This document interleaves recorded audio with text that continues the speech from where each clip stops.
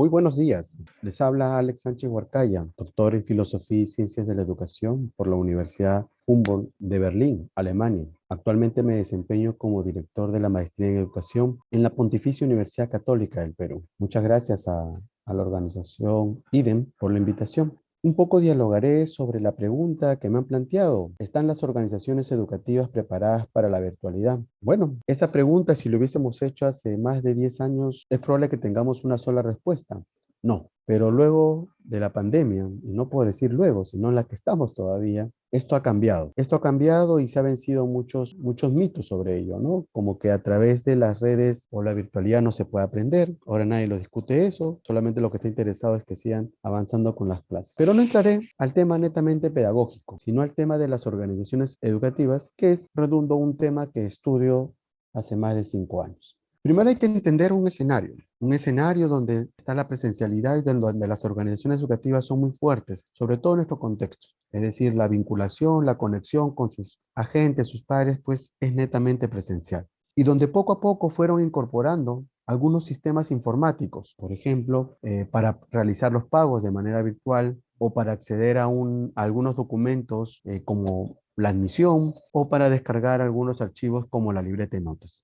Es decir, estos sistemas han funcionado hace más de 10 años en algunas organizaciones educativas que decidieron o pensaron de que esto iba a ser algo útil en algún momento. Ese es el primer punto. El segundo punto es que el tema de la informática fue incorporado hace más de 20 años en las escuelas, por lo cual se invirtió mucho en comprar computadoras, impresoras y todo lo que esté relacionado con enseñar el curso de informática. Entonces, muchos de ellos eran pues enseñar Word, Excel y todo ello. Eso fue. Y esto también sucedía en las universidades o los institutos. De igual manera, hace más de 20, 30 años, invirtieron mucho para equipar ambientes, primero como laboratorios y después los salones, ¿no? Donde siempre había algún computador, algún cañón y ECRA. Entonces, esto ha sido una inversión paulatina poco a poco, pero eso no aseguraba la virtualidad. Simplemente era incorporar equipos informáticos en ambientes pensados para la presencialidad. Es decir, algún video, posiblemente alguna entrevista, podía ser pasado de manera sincrónica, pero no necesariamente estaba pensado para eso. Entonces, frente a la pandemia que vino o que se inició a inicios del año pasado, en marzo, sobre todo en nuestro país donde suspenden las actividades académicas de manera presencial, pues todos los directivos, los equipos relacionados a la parte pedagógica, administrativa, entraron en un dilema. ¿Qué hacer? Tanto así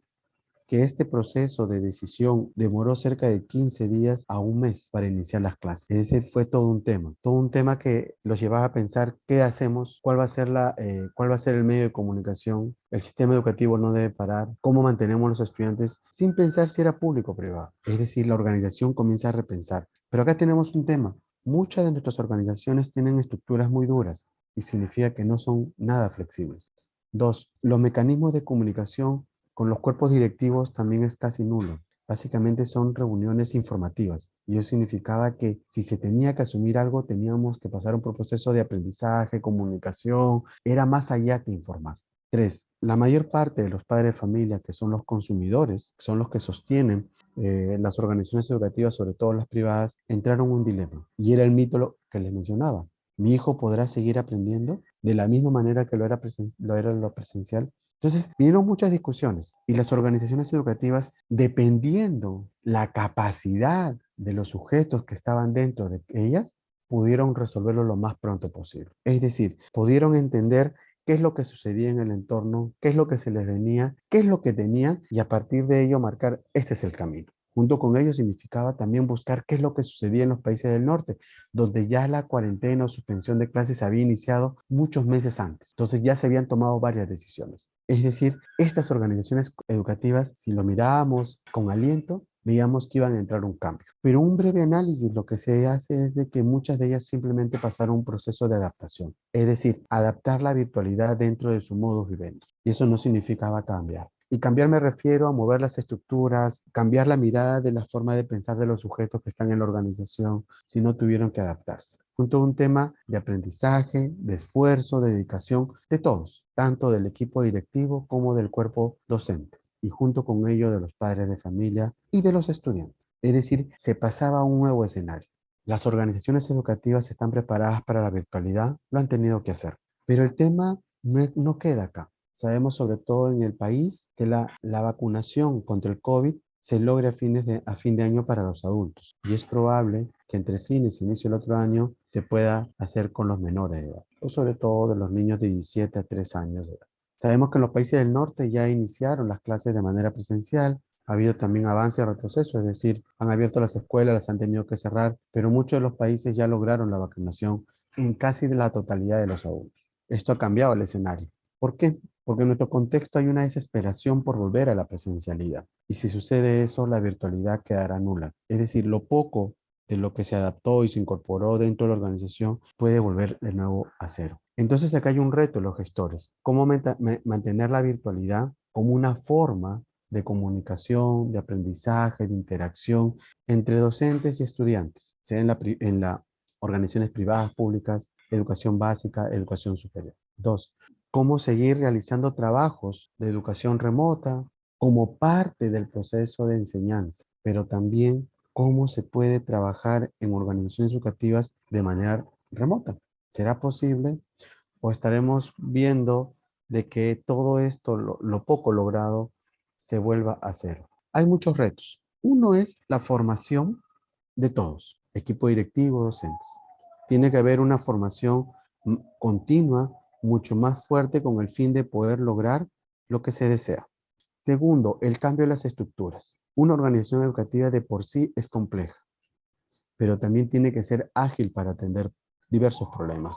Si bien muchas han logrado eso en tiempo muy corto, pero otros los han seguido, han sufrido. Es decir, han tenido que copiar lo que hacen otros, pero también han desaparecido por diversos factores, no necesariamente económico, sino la capacidad de la gente que está dentro de ello, la desesperación por querer funcionar pensando de que todo esto va a pasar dentro de 15 días. Tercer punto, el aprendizaje. Incorporar formas de aprendizaje dentro de la organización. Etkin nos señala que la reflexión es un punto clave que debe estar como modo viviendo dentro de la organización. La pregunta es si es que a partir de todo lo que ha sucedido, el aprendizaje está instaurado o simplemente seguimos brindando información o datos. Y en muchos casos más información con una cuestión de que las cosas funcionen. Ese es un tercer elemento clave, la información, que debe analizarse cómo se debe dar, pero que tiene que estar relacionada con lo que mencionaba la formación. Entonces, es necesario como cuarto punto que se construya o se cree conocimiento, donde los mismos sujetos van pensando, reflexionando, rehaciendo en favor de la organización, para que la organización siga moviéndose y no necesariamente tenga altos largos, ¿no? Altos pares muy largos, que signifique el deterioro de la organización. Otro aspecto clave es cómo incorpora las tecnologías dentro de la organización, pensándolo en el escenario del retorno a la presencialidad. Solamente van a ser con algunas clases. ¿Cómo?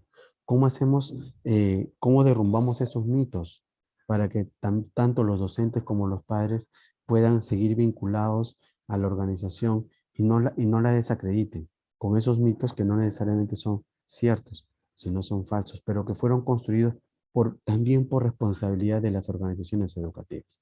Entonces, ahí he mencionado 4 puntos que hay que tomar en cuenta de todos los sujetos que va de lado y va con el primer punto, con la formación, que también va relacionado con el desarrollo personal. Si no se modifican esos modelos mentales de incorporación de la tecnología, del aprendizaje de la tecnología, las posibilidades van a ser siempre nulas.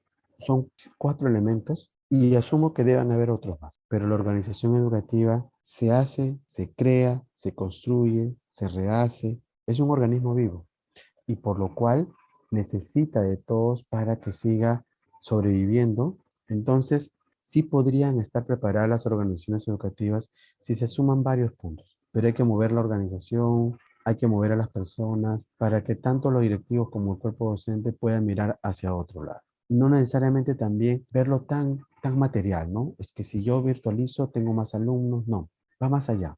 Es asegurar la calidad de enseñanza de los estudiantes, es asegurar que la organización siga sobreviviendo, pero sobre todo siga innovando. Y si una organización innova, asegura o tiene mayores posibilidades de cambiar el entorno. Muy bien, muchas gracias por la invitación.